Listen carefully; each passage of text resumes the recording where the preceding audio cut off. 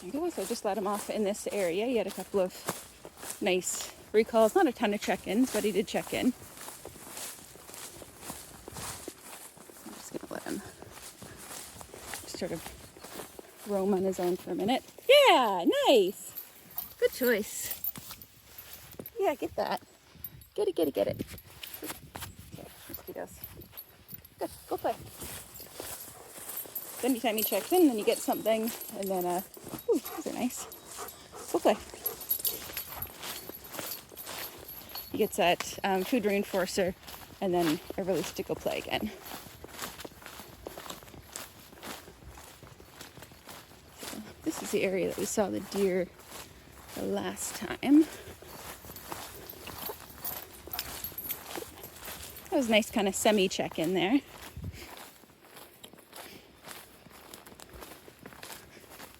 When it's that sort of drive-by check-in, if I haven't requested anything, then it might just be like a little bit more of a vague acknowledgement versus hi, if he does like more of a full check-in. Okay, go play. A full check-in like that where he's actually more attentive to me rather than just checking on the way past. So if I had recalled him and he did that kind of drive-by check-in that he did up at the corner just behind me, then I would just turn the other direction and call him and move off the other direction. I hope your neighbor who plants this isn't going to be too annoyed about having a dog run through the middle of it. Alright, so when he gets up to that end, actually there's a branch right in front of me.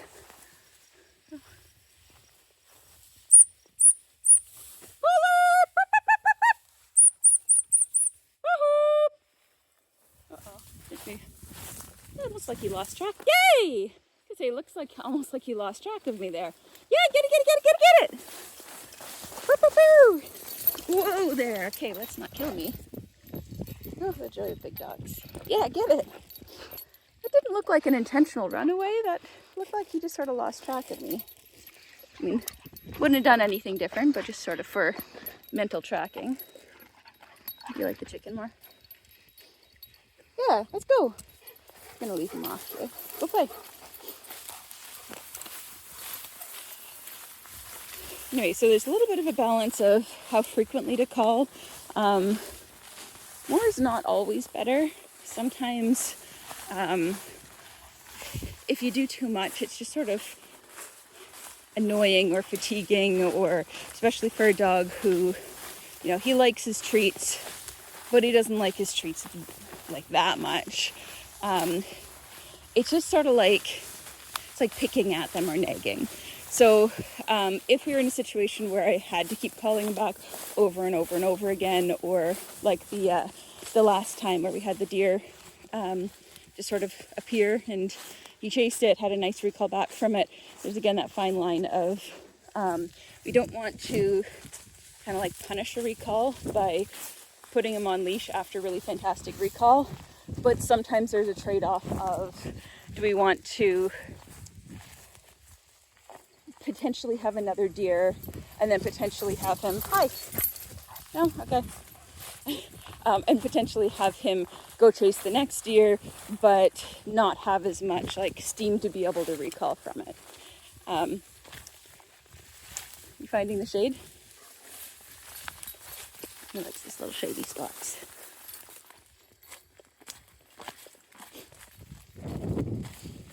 When there's not any like specific reason to recall, I might also be strategic about not just like the lineup. So if he was all the way around the corner, I think you can see my hand, I can't see my screen, over here, like this would also be a good time to call. But I'm talking to the camera, so I'm just gonna give him a check-in. There you go. Yeah, good job, let's go. So if he was kind of around the corner and I was calling him from there, I end up with like a less direct route for run away. So I want to, as much as possible, run directly away.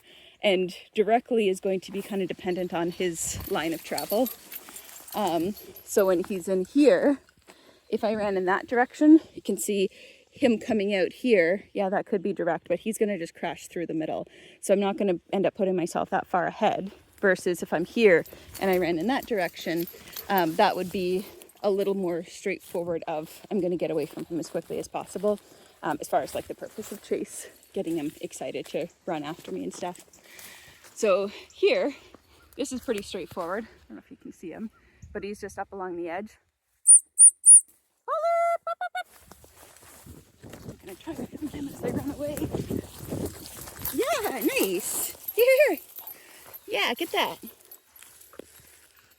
Kind of mostly feeding on the ground, unless there's something that he's grossed out by, like try to not feed in a pointy thistle or something. Yeah, let's go play. And then that release to go play after every check-in and after every recall. So it's deer corner the last time, and I think when we were talking before, you were saying this is a popular deer location. He doesn't have the same, quite the same interest as he did the last time when the deer was actually in there. But it can also depend on like how much he can scent it, how much he's noticing, all of that sort of thing.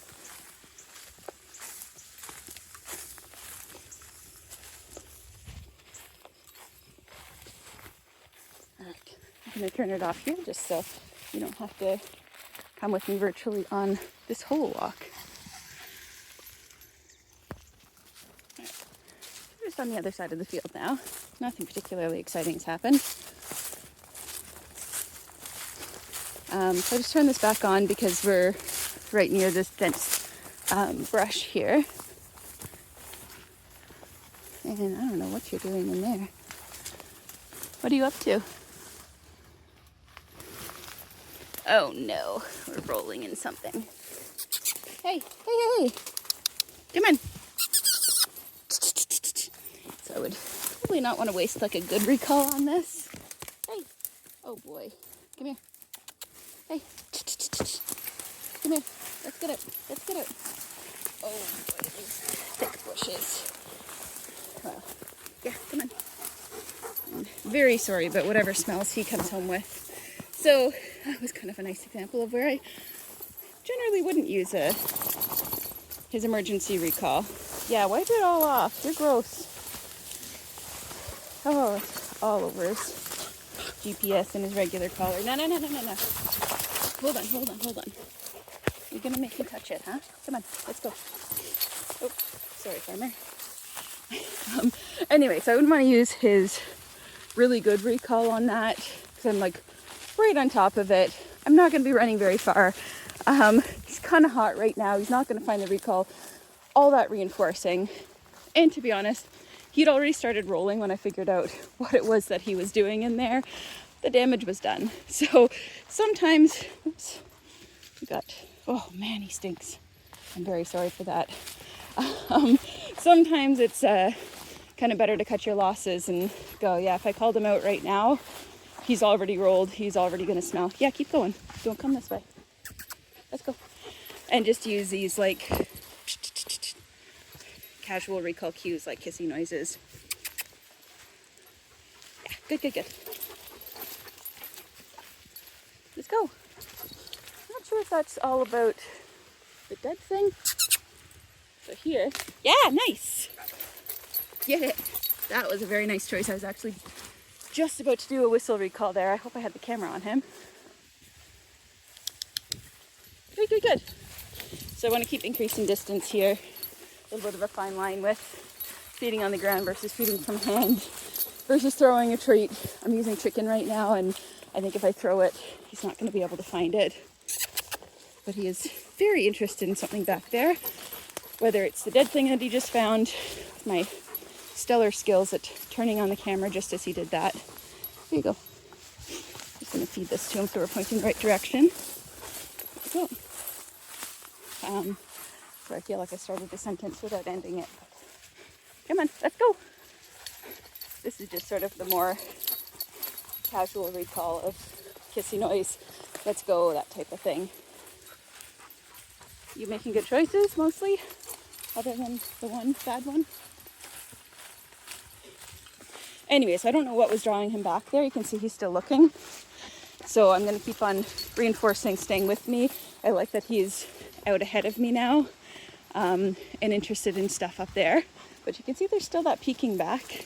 Again, I don't know if he maybe caught the width of a deer or something like that, or if that was entirely about he wants to go back and roll.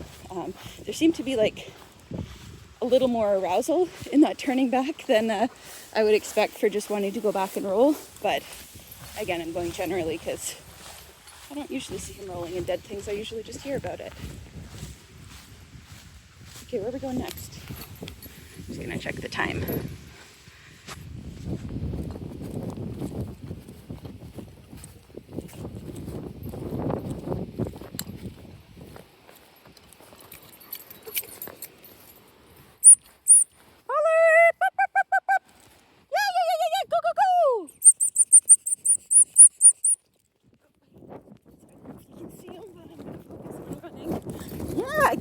Get it. That was very nice. Again, I don't know what caught his attention there, but oh man, it does not smell nice. You want some cheese too? Or are you gonna pick that out? Yeah, no, you like that. Right. So, yeah, let's go. Plan here. I know there's sometimes deer at this corner, but definitely something going on back there that he's noticing. This is one of those, is it a good idea to leave him off or put him back on? So I want to prevent immediate taking off and chasing something that I don't know what it is or where it is, just going based on his behavior? Or is it more of a, do I want to leave him off and make sure that I don't accidentally punish the recall? What are you doing? By having him come to me, which was a very nice recall because he was going after something there, and then putting him back on leash. So again, sometimes that's necessary. I'd like to avoid it whenever I can. You might just be looking for shade there. So I forgot to ask if the thing down at the end, kind of where the sheep are. Here, do you want this? No. Here you go. Let's go. Forgot to ask if that was open, so I'm just going to go up the hill, and I think with time come back down and then around. Hopefully nothing will come up at the top of this hill, because that will then allow me to, that was nice. Let's go. That will allow me to put his leash back on. And then if we're getting back over there, because there's some sort of hot spot there, again, like I don't know what it is. I don't see a deer, I don't hear anything, but he knows there's something.